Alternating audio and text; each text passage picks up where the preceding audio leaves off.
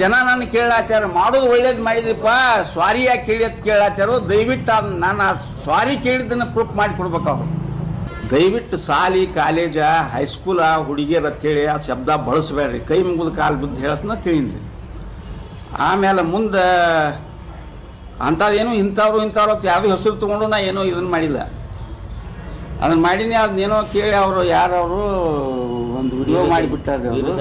ಹಾಂ, ಹಂಗೆ ಕಾಲೇಜ್ ಹುಡುಗಿಯರ ಬದ್ದಲ್ಲಿ ಇದನ್ನು ಮಾಡಬಾರ್ದು ಅದನ್ನು ಮಾಡಬಾರ್ದು ಏನೇನೋ ಮಾತಾಡ್ಯಾರತ್ತೆ. ನಾನು ಸ್ವಲ್ಪ ಕೇಳೀನಿ, ಅದನ್ನು ನೋಡೀನಿ ರೀ. ಅದನ್ನು ನೋಡೋದು ಯಾಕೆ ಅಂದ್ರೆ ನಾ ಏನು ಹೇಳ್ತೀನಿ ರೀ, ನಾನು ಒಬ್ಬ ಕಲಾವಿದ. ಜಾನಪದ ತಾಯಿ ಬಗ್ಗೆ ಹಾಡಿನು, ತಂಗಿ ಬಗ್ಗೆ ಹಾಡಿನು, ಹೆಂಡತಿ ಬಗ್ಗೆ ಹಾಡಿನು, ಗೆಳತಿ ಬಗ್ಗೆ ಹಾಡಿನು, ರೈತರ ಬಗ್ಗೆ ಹಾಡಿನು, ರಾಜಕೀಯ ಬಗ್ಗೆ ಹಾಡಿನು, ಮನೋರಂಜನೆಗಾಗಿ ಕಾಮಿಡಿ ನಾಟಕಗಳು ಮಾಡಿನು. ಈಗ ಏನು ತೆಗೆದಾರು ಇಲ್ಲಿ ತನ ಏನು ಆತ. ಈ ವಿರು ಜಮಖಂಡಿಗೆ ಒಂದು ಎಚ್ಚರಿಕೆ ಕೊಡ್ಲಾಕತ್ತೀವಿ. ಇವನು ನಮ್ಮ ಏನ ಸಂಘ ಮಾಡ್ಯಾವಲ್ಲ, ಉತ್ತರ ಕರ್ನಾಟಕ ಕಲಾವಿದರ ಸಂಘ, ಈ ಸಂಘದ ವತಿಯಿಂದ ವಿಜಯಪುರ ಜಿಲ್ಲೆಯಲ್ಲಿ ಯಾವುದೇ ಆರ್ಕೆಸ್ಟ್ರಾ ಮಾಲೀಕರು ಅವನು ಕರೆಸಬಾರ್ದು, ಯಾವುದೇ ಆಯೋಜಕರು ಕೂಡ ಅವನು ಕರೆಸಬಾರ್ದು. ಯಾಕಂದ್ರೆ ಅವ ಹಿರಿಯ ಕಲಾವಿದರಿಗೆ ಅಪಮಾನ ಮಾಡ್ಯಾನ, ಒಂದು ಜಾನಪದಕ್ಕೆ ಅಪಮಾನ ಮಾಡ್ಯಾನ. ಅವನ ಅಹಂಕಾರ ಸೊಕ್ಕು ಐತಲ್ಲ, ಅವನೇ ತಿತ್ತದ. ಯಾಕಂದ್ರೆ ಕಲಾವಿದನಿಗೆ ಒಂದು ಸೌಮ್ಯ ಸ್ವಭಾವದ ಮನಸ್ಸಿರ್ಬೇಕತ್ತ, ಮಗುವಿನ ಮನಸ್ಸಿರ್ಬೇಕು. ಎಂತಿಂತವ್ರು ಬಂದಿರ್ತಾರ ನೋಡ್ರಿ. ಒಬ್ಬ ಕಲಾವಿದಿಗೆ ಎಂತ ಶಕ್ತಿ ಅದಂದ್ರ, ಎಂತಿಂತವ್ ಎಷ್ಟೋ ಜಗಳ ಮಾಡೋರು, ಎಷ್ಟೋ ಅಳೋರು, ಎಷ್ಟೋ ಚೀರಾಡೋರು ಇದ್ರು ಕೂಡ ಸಂಗೀತಕ್ಕೆ ತಲೆ ದೂಗ್ತಾರ.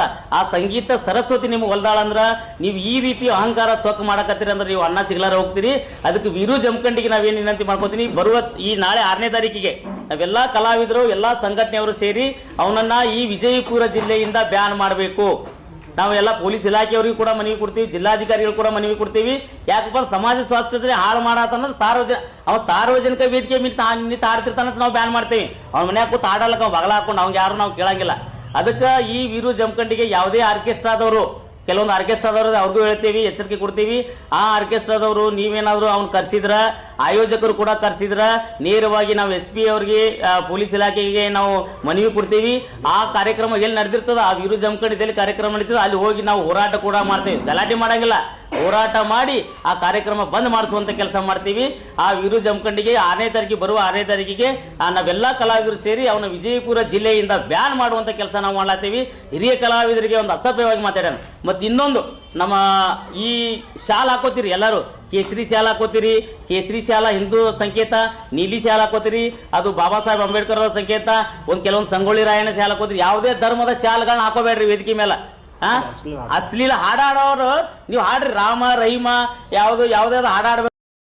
ಹೆಣ್ಮಕ್ಳು ಕೆಲವೊಬ್ರು 3-4 ಮಂದಿ ಹೆಣ್ಮಕ್ಳು ಆರ್ಕೆಸ್ಟ್ರಾದಾಗ, ಅವ್ರು ಈಗ ಅನ್ನಂಗಿಲ್ಲ, ಅವ್ರ ವಿರುದ್ಧ ನಾವು ಮುಂದೆ ಹೋರಾಟ ಮಾಡ್ತೀವಿ.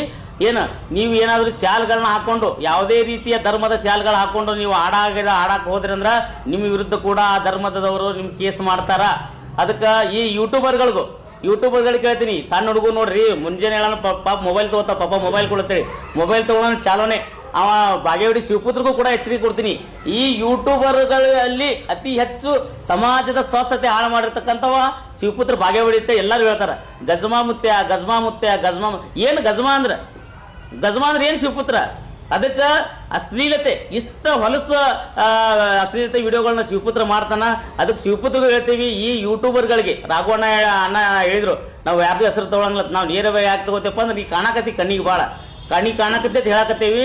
ಶಿವಪುತ್ರ ಈ ಅಶ್ಲೀಲ ವಿಡಿಯೋಗಳನ್ನ ಮಾಡೋದ್ರಿಂದ ನಾಳೆ ನಾವೇನ್ ಮಾಡ್ತೇವೆ,